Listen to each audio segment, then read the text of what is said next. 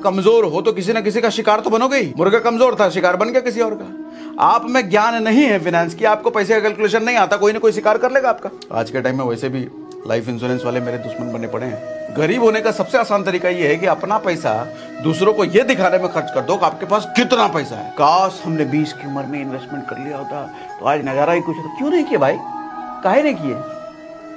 उस टाइम तो तुमको आईफोन लेना था। देखो, जब इन्वेस्टमेंट की बात आती है ना, तो पैसे कहाँ इन्वेस्टमेंट से ज़्यादा इंपॉर्टेंट है कि पैसे कब इन्वेस्ट करें। तो आज के सेशन में हम यही बात करने वाले हैं कि पैसे कब और कहाँ इन्वेस्ट करें। SIP करें, FD करें, गोल्ड में डालें, लैंड में डालें, LIC लें, कहाँ डालें, वो सब आज हम बात करने वाले हैं।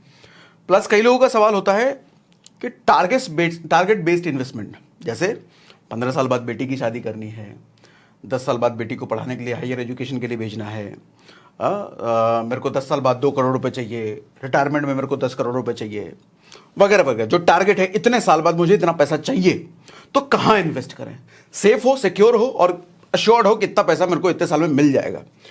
और आज हम वो भी बात करने वाले हैं कि 10 में से 8 मिडिल क्लास अपना इन्वेस्टमेंट खराब करते हैं। खराब मतलब वो गलत जगह इन्वेस्ट करते हैं। जो लॉन्ग टर्म इन्वेस्टमेंट होता है, जो 20 साल, 25 साल, 30 साल का इन्वेस्टमेंट करे लोग बैठे हैं, सर आप लॉस में हो, निश्चित लॉस में हो। भले आपने कोई गारंटीड वाला प्लान ले रखा हो, लॉस में हो आप। आज बताऊंगा कैसे आप लॉस में हो। सबसे पहले तो चीज समझो, इन्वेस्टमेंट का मतलब यह कतई नहीं होता कि हमने पैसा कहीं लगा दिया। इन्वेस्टमेंट का मतलब होता है पैसे को काम पे लगाना।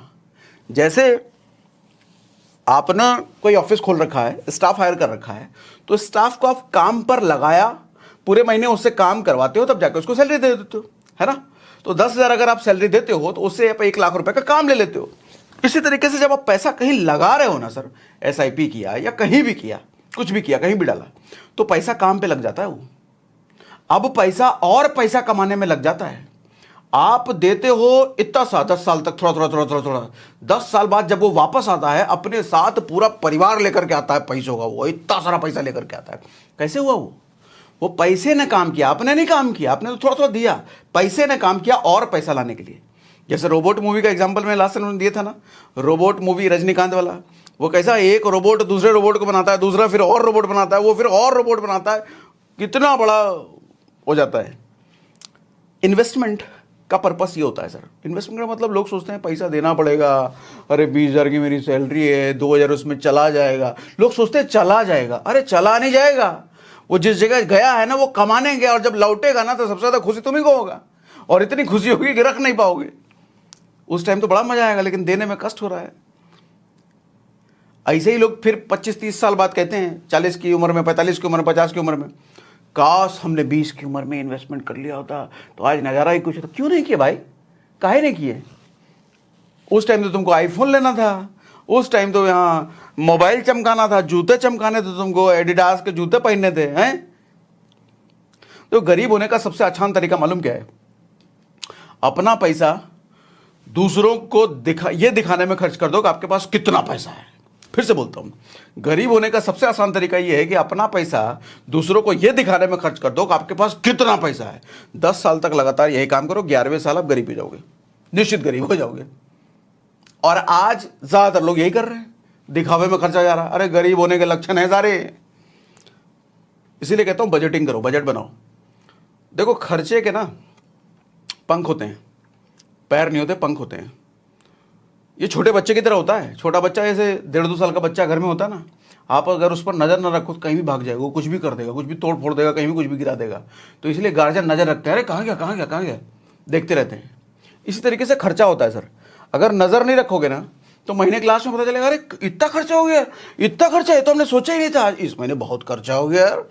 नजर नहीं रखा ना तुमने। और नजर रखने का सबसे अच्छा तरीका बजटिंग, बजट बनाओ। महीने के स्टार्टिंग में पहले डिसाइड कर लो, इतना इसमें इतना पैसा, इतना पैसा, इतना पैसा। फिर जब खर्चा करने जाओगे ना, वो दिमाग में रहेगा, अच्छा इसमें इतना इतना ही देना है। एक्स्ट्रा खर्चा करने का मन करेगा, नहीं नहीं बजट में है ही नहीं, कहाँ से खर्चा करें, बच जाओगे। कुछ लोग कहते हैं सर अभी तो कमाने का समय है, अभी तो खूब कमाएंगे, हाँ बचाने का समय आएगा तो बचाएंगे। तुम ही बोलोगे 40 साल की उम्र में, काश कर लिया होता उस टाइम पे। देखो, 2 तरह के इन्वेस्टमेंट होते हैं। एक जनरल इन्वेस्टमेंट होता है, जैसे इन्वेस्ट किए जा रहे हैं। दूसरा एक टारगेट बेस्ड इन्वेस्टमेंट होता है, जैसे इतने साल में इतना चाहिए, बेटी की शादी करने के लिए पैसा चाहिए, बच्चों की पढ़ाई के लिए पैसा चाहिए, यह टारगेट बेस्ड हुआ। आज दोनों के बारे में बात करता हूं। उससे पहले कुछ कॉन्सेप्ट समझाता हूं। इन्वेस्टिंग के साथ साथ दो और कॉन्सेप्ट होता है, इन्वेस्टिंग मनी, सेविंग मनी और लूजिंग मनी। मिडिल क्लास में से 10 में से 8 लोगों को लगता है कि वो पैसा इन्वेस्ट कर रहे हैं, लेकिन एक्चुअली वो 8 लोग पैसा सेव कर रहे होते हैं। सेविंग में क्या बुराई है भी बताऊंगा। अच्छा, उस 8 में से 6 लोग पैसा सेव भी नहीं कर रहे होते, पैसा लूज कर रहे होते हैं, पैसा गवा रहे होते हैं। कैसे? आपको अगर मैं ये कहूं कि आज आप मुझे 1 लाख रुपए दो, 20 साल बाद मैं आपको 2 लाख रुपए दूंगा, डबल करके दूंगा, आपको क्या लगता है आपने गेन किया है लूज किया? आपको लगेगा गेन किया, लूज किया। सर कैसे लूज किया मालूम? सर 3 रुपए किलो आलू था 2000 ईस्वी में, आज के टाइम में 20 रुपए से ज्यादा है, 6 गुना बढ़ गया। सर 2000 ईस्वी में 25 रुपए लीटर पेट्रोल था, आज के टाइम में 100 रुपए से ऊपर है, 4 गुना बढ़ गया। कई सारी चीजें 5 गुनी बढ़ गई, कई सारी चीजें 10 गुनी बढ़ गई। अब पैसा कितना दे रहा हूं मैं 20 साल में? 2 गुना करके। यानी कि जो 2 लाख करके दे रहा हूं सर, उसकी औकात 25,000 के बराबर रह गई है, क्योंकि 2 लाख में सामान उतना ही खरीदा आएगा उस टाइम पे जितना आज 25,000 में खरीदा रहा है। तो लिया 1 लाख, दिया 25,000, ऐसे समझो तो नुकसान में हो, लूजिंग मनी इसी को कहते हैं। और मैक्सिमम मिडिल क्लास के लोग ऐसी ही जगह इन्वेस्ट करते हैं जहां वो पैसा लूज कर रहे हैं। इसका एक बड़ा अच्छा एग्जांपल है जो छोटे शहरों में अक्सर लोग करते ही करते हैं। लाइफ इंश्योरेंस तो लेते हैं, लेकिन लाइफ इंश्योरेंस वो लेते हैं जिनमें सेविंग रिटर्न एसोसिएटेड होता है। 20 साल बाद, अच्छा इसीलिए वो लेते ही है लाइफ इंश्योरेंस, रिटर्न मिलेगा। अच्छा 20 साल में इतना मिल जाएगा 25। अरे लाइफ इंश्योरेंस का पर्पस होता है डेथ कवर करना, और डेथ कवर करने के पर्पस से अगर ले रहे हो तो टर्म इंश्योरेंस लो। टर्म इंश्योरेंस जरूरी है, मेडिकल इंश्योरेंस जरूरी है, हर किसी को लेना ही चाहिए। लेकिन लाइफ इंश्योरेंस आदमी लेता ही गलत नियत से, उसको रिटर्न चाहिए, इसमें ठगाते हो। सर मेरी जब पहली नौकरी लगी थी ना, तो सैलरी आने के 2 दिन पहले पापा का फ़ोन आता है, कहते तुम्हारा सैलरी कब आएगा? हमने कहा 30 तारीख को आ जाएगा पापा। तो एक काम करो, 3,000 रुपये हर महीना अब हमको भेज दिया करना, तुम्हारा हमसे LIC खुलवा रहे हैं, अब इन्वेस्टिंग शुरू करो, अब इन्वेस्टमेंट जरूरी है। उस टाइम तो अच्छा लगा, कर दिया। आज समझ में आता है सर वो लूजिंग मनी। क्यों लूजिंग मनी है? सर ज्यादातर लाइफ इंश्योरेंस किसी की भी कंपनी का आप देखो, LIC, HDFC, टाटा, किसी के भी देखो, लमसम आपको 20 साल में वो डबल करके देते हैं। कोई भी मनी बैक प्लान ले लो आप, हाँ हालांकि वो 5-5 साल में पैसा आपको देते भी रहते हैं, उस हिसाब से देखोगे तो 20 साल में डबल कह लो, या 18 साल में डबल, या 22 साल में डबल, वो 2-3 साल आगे पीछे मान लो, लेकिन लमसम वही 20 साल में आपको डबल करके वो दे रहे हैं। तो सर पैसा लूज कर रहे हो या गेन कर रहे हो? इन्फ्लेशन 3 गुना, 4 गुना, 5 गुना, 10 गुना, और पैसा मिल रहा है 2 गुना, लूज कर रहे हो ना। और ये कोई एजेंट नहीं बताएगा आपको। कभी भी किसी भी एजेंट से आप पूछो परसेंटेज रिटर्न कितना मिल रहा है, परसेंटेज क्या है, वो परसेंटेज नहीं बताएगा आपको। वो बताएगा 10 साल बाद इतना मिलेगा, डबल होके मिलेगा, ट्रिपल होके मिलेगा। अरे परसेंटेज पूछो ना।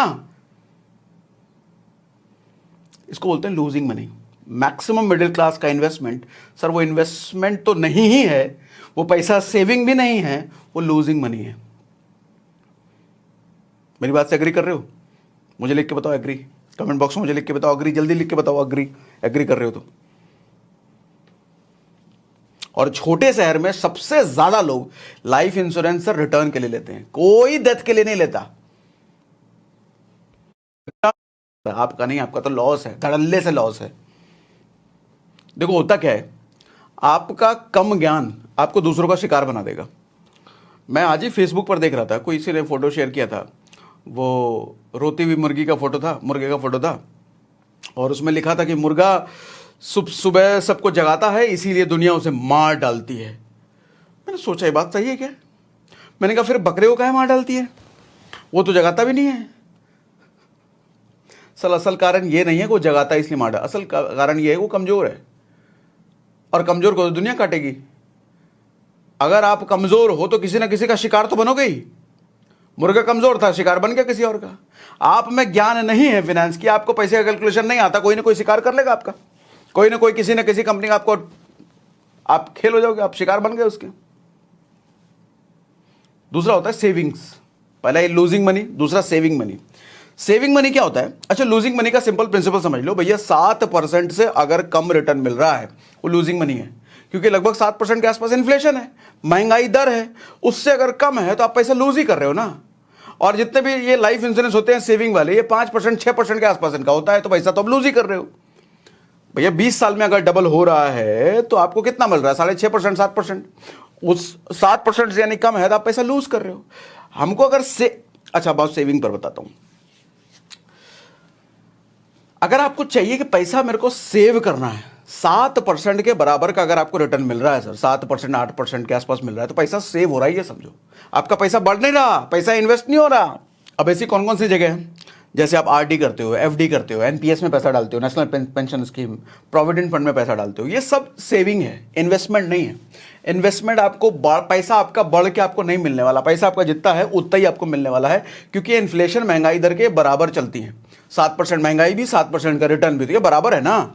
आपको 1 लाख 10 लाख होकर के जब मिल रहा है तो सर महंगाई भी उसी हिसाब से बढ़ी है, वो 10 लाख के बराबर। तो आपका पैसा बस बचा हुआ है, जिंदा है, ये समझ लो, मरा नहीं है। लूजिंग मनी वाली कैटेगरी में आपका पैसा मर जाता है, मर्डर होकर के आपको मिलता है। सेविंग वाली कैटेगरी में आपका पैसा बस जिंदा है।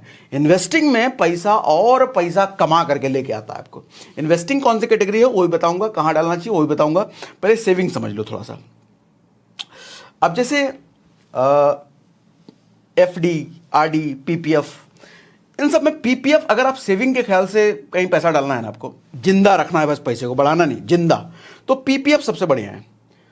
पीपीएफ क्यों बढ़िया है? एक तो पूरी तरीके से ये रिस्क फ्री है, पूरी तरीके से, इसमें कोई आपका लॉस नहीं होने वाला, ठीक है। और अच्छी बात यह है कि जब आप निकालते हो ना 15 साल बाद, तो आपको इसमें टैक्स भी नहीं लगता। लेकिन दिक्कत यह है कि 15 साल से पहले निकाल नहीं सकते। 15 साल से पहले निकालना है तो भैया बहुत बहुत ताम पापड़ है इसके, कोई इमरजेंसी कंडीशन हो तभी निकाल सकते हैं, उसमें बड़े पापड़ बेलने पड़ते हैं। तो ये मान लो कि 15 साल तक पैसा आपका लॉक हो गया, बस ये एक लॉस है, बाकी ठीक है, 7% के आसपास इसमें मिल जाता है और टैक्स वैक्स नहीं लगता है इसमें। अब थर्ड कैटेगरी है इन्वेस्टिंग मनी, जहां पैसा बढ़ के मिलता है, जहां पैसा एक्चुअल में काम पे लग जाता है, जहां पैसा सच में पैसा और पैसा कमा के लगता है, जहां इन्वेस्टिंग से आप कहते हो ना, इन्वेस्टिंग से लोग करोड़पति बनते हैं, इन्वेस्टिंग से लोग करोड़पति बन गए, वो ये वाली चीज है। इन्वेस्टिंग में कौन कौन सी कैटेगरी है? एसआईपी हो गया, systematic investment plan, mutual fund में डालो, इंडेक्स फंड में डालो, ईटीएफ, निफ्टी 20 का मैंने एक सेशन करा था, गोल्ड में डालो, लैंड में डालो, ये सब रियल इन्वेस्टमेंट है जो कि आपको पैसा कमा के ला के देने वाली है। और बेसिकली देखो, सेविंग से कभी अमीर नहीं बन सकते आप, सेविंग से तो पैसा सिर्फ जिंदा रहता है आपका। असली अगर अमीर बनना है ना तो इन्वेस्टिंग से ही अमीर बन सकते हो आप, और कोई तरीका नहीं है। देखो, पैसा कितना भी कमा लो, अगर आपने इन्वेस्ट करके उसको काम पे नहीं लगाया ना पैसे को, पैसा निकलने का रास्ता ढूंढ लेता है सर, आपसे पूछने नहीं आएगा वो। तो मैं मानता हूं कि अगर आपको इन्वेस्टिंग टफ लगता है, दुनिया में ऐसी कोई भी मुश्किल से मुश्किल काम नहीं है जिसको सीख कर आसान नहीं बनाया जा सकता, तो इन्वेस्टिंग सीख लो ना। अब इन्वेस्टिंग कहां से सीखोगे? तो मैं कहता हूं कुकू एफएम पर एक ऑडियो बुक है जिसका नाम है फाइनेंशियल इंडिपेंडेंस पाने की रेसिपी। अल्टीमेट बेहतरीन बुक है, 8 लाख से ज्यादा लोगों ने कुकू एफएम पे इसको सुना है। कुकू एफएम इंडिया का